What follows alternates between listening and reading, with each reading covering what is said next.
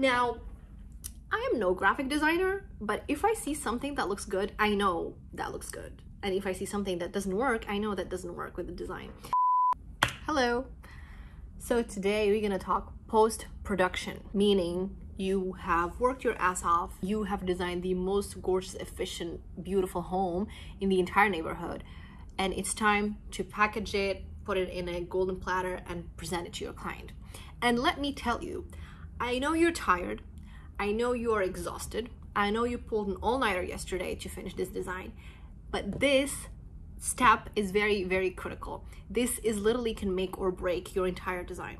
If you don't do it right, you're basically just wasted 3 weeks of designing, and then the presentation is shit and nobody's gonna even want to look at it. So this step is basically the 20% that matters the most. The 80% is all of your design, and the 20% is that really is gonna make the difference. So in this video, I'm gonna show you how I do my post-production, the software that I use, the content that I put into my InDesign, how I put the project in Google Drive, how I deliver it to the client, and just like, you know, from the minute I close Revit and I start on InDesign until I send that last email to the client.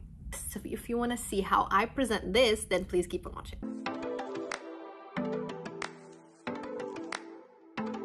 So here I have a project that I finished a few months ago, and it's probably a good example to show you what goes into my package. Probably I'm gonna take a step back and show you what software I use. If you're not familiar with this is InDesign. This video is not a tutorial because if you're in architecture school, if you are a practicing architect, I'm sure you already have a good grasp of this software. So I'm not gonna waste time going over that, but I'm gonna mention a few things. For example, the layout that I use, this format is actually one of the web format that they have here. So if you go to web here, you should pick this one, 800 by 600 pixels. Usually I pick this because most of the clients review these PDFs on their computers, and it's just like it has a nice proportion width to length, and I just find that it works pretty well with like renderings, with plans. If it's like I just scroll down quickly, you can see how the project looks. But anyways, now that you know the format, you can pick whatever format you want. You don't have to choose this one, but this is what works for me. So first things first, I know you're sending like individual sheets. I know you're sending like individual plans, individual renderings, and it's just, I want you to stop that right now. Because it doesn't give justice to the whole package, because the whole design, it comes in like this whole thing. It's not just like this one angle here, one angle there. It needs to have like a holistic view. So that's why I prefer to do it in InDesign, package it, whether it's gonna have, I don't know, like 13 pages, 15 pages, 20 pages, as long as it goes as one family, that's all that matters. Now the client gets the PDF, they open it. I want them to see the money shot. I need you to have the wow effect. The minute the client is gonna open up that PDF, they're gonna see that first page. I want you to pick the most beautiful rendering and put it as the first page. That's the opening. So that at least gives a glimpse to the client of what this project is about, and it makes them like more curious to know what's in the package. If you start with a plain plan, it's not like sparking that curiosity that we are looking for in this case. Now, so my client would open up this is the first thing they're gonna see. What I do is when I take the money shot, I put a black background on it. Like if you notice, the rendering is very bright, and I don't want that, because if I have a bright rendering, then there is a white text on top of it, then that's not good. It doesn't read, and you know, it just defeats the purpose. And like having that like low opacity or like a black background like gives it like this mysterious look. So I find that it works perfectly. Now, I am no graphic designer, but if I see something that looks good, I know that looks good. And if I see something that doesn't work, I know that doesn't work with the design. So I noticed when I see like people that do graphic design, and I actually had graphic design friends in school that were in the graphic design department to review my boards before I presented that in school, and they always had this consistent text that was on every single page. And this is something called the footer. So if I zoom in here, notice here at the bottom, I have the client. Of course, I removed the client's name for obvious reasons. I have the date, and I have my name. and I carry that text on all the sheets. I have it here again, I have it on this sheet, I have it on this sheet, I have it on all of them. And it's just this consistent thing that the eye kind of carries through. I don't know what's the psychological effect behind it, but it works. And trust me, if you add that, it's just gonna elevate the look of your PDF immediately. So do that. And the reason why I put it in the footer, not in the header, because after that, you will notice that the title should be the main thing, and these are more like a graphic continuity. It's not that important to have, but it's just more of a visual effect. Make sure you have a footer that's consistent on all pages. So page number 1, done. Now let's go to page number 2. Page number 2, I usually have a content. Because again, remember, we're not sending individual sheets, so the client needs to know what's in this package, like what are they expecting to see. So here, you know, I just start with the floor plans, duh. Then you start with ceiling plan, then I have a 3D plan, interior renderings, la la la la. So now the client knows what to expect and knows that this is gonna be a long file. They know that they will have to scroll down. So now they scroll down. Now, I think, yeah, I have my display thing, my display performance, I have it on low, but let me just quickly check it here. Like, this is another good thing about InDesign, why I like to do these things in InDesign, because plans and renderings tend to be super heavy, and if you use any other software, they will crash any other software you're gonna use. But InDesign, they have like these tricks where, like, you know, you can change the display performance, you can make the files a little bit lighter. By the time you finish putting everything together, then you can bring it back to the high resolution, but you know, at least it doesn't slow down your file when you're trying to get, you know, the drawings out for a deadline.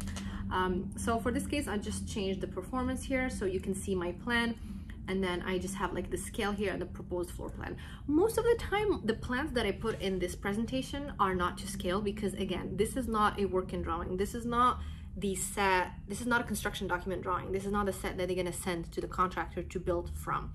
This is purely just to present your concept, to present your designs. I think in this case, the scale worked, so I left it at that, but most of the time they are not to scale, and you know, just make sure you put here NTS, so people don't like try to measure it, because it's not going to be the scale.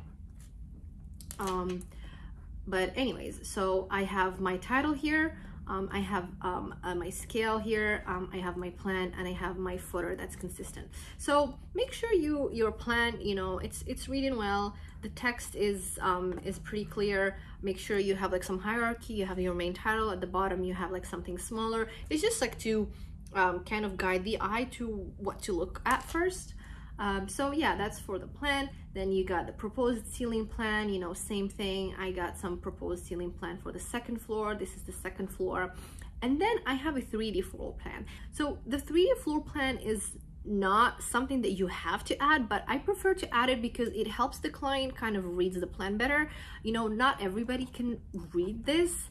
It's kind of hard with like a one-line vector drawing, but if you do this, you know, it's very easy to like read, oh, this is the entrance, this is the living room, this is the kitchen, and etc, etc. So another 3D floor plan for the second floor, and this is something that I discussed in my renovation video that I did a few weeks back. If you want to see how I do the 3D plans, you can go and watch that video. I do it through Section Box in Revit and then Lumion, and it cuts through a plane. Then you start with the renderings. So the renderings, most of the time I have them as a full bleed, because I just don't want any edges to distract from the design. So it's a full bleed. Again, you have your title here of what we're looking at, footer, very, very consistent. So I'm just gonna scroll down, same thing here, just more renderings, you know, same thing here. And then at the end of the day, I have a video walkthrough link.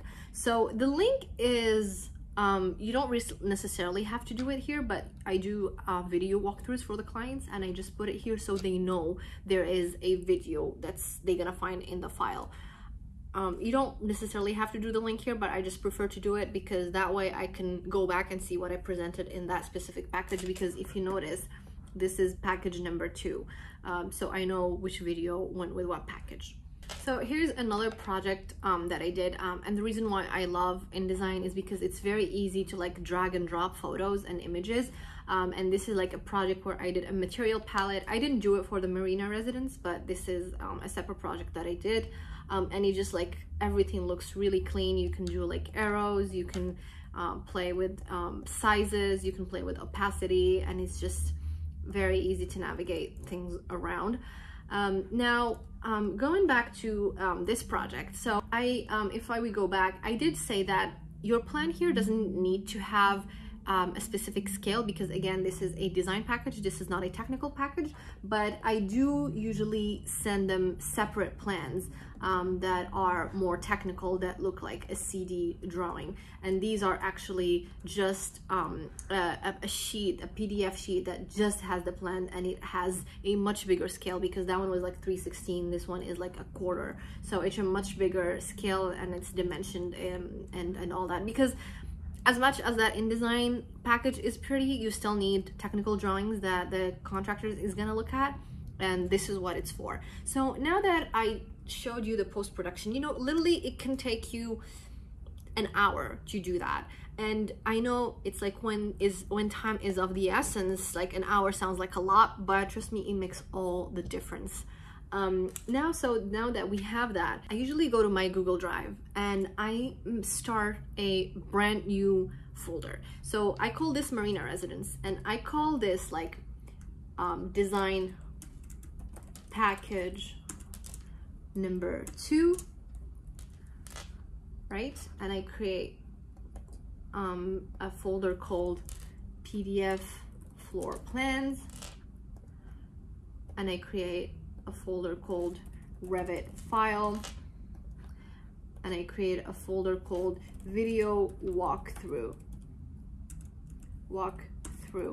And actually, when I do design package, I usually prefer to start with the date, so the client can go back and track how many revisions we did.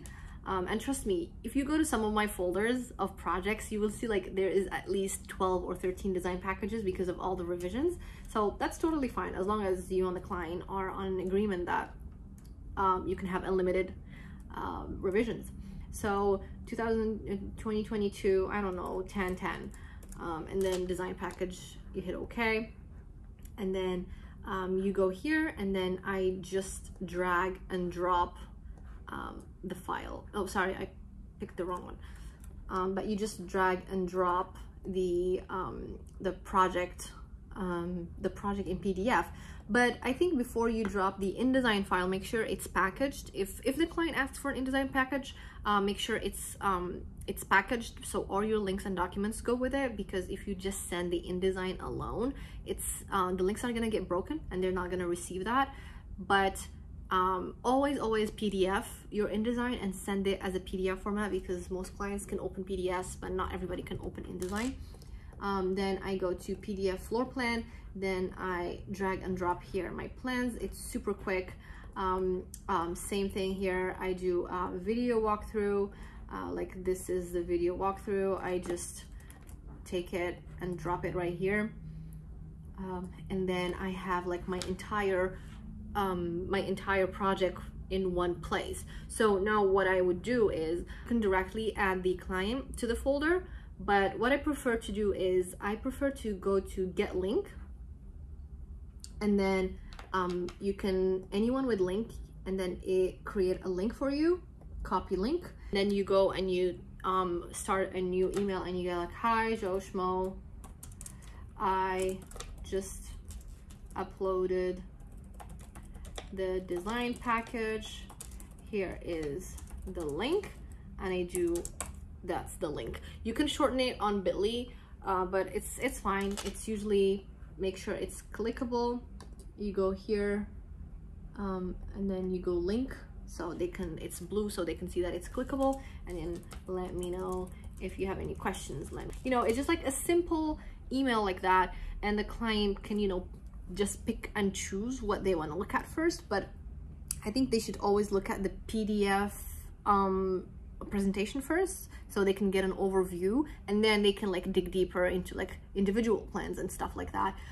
So that's pretty much what I do. Again, it takes me like an hour to an hour and a half to do, but it's really important. makes you look like you did your work well and you're professional and you care about how you present your work and you care about how you present it to the client. And again, the client doesn't want to like go through 30 separate sheets to find what they're looking for, but if they have everything in one place, it's just like a lot easier for them. Again, you don't have to do it this way, but the only takeaway is make sure you spend some time with your post-production instead of just like slapping everything to an email and send it. The client will really appreciate the effort. So that's pretty much it. That's how I do my post-production. Let me know how you do it. This is something that nobody taught me in school. This is not something that I learned from somebody. This is just like my trial and error and how I kind of like learned it by myself. But I would love to see how you do it. So again, thank you so much for watching and I'll see you in the next one. Bye.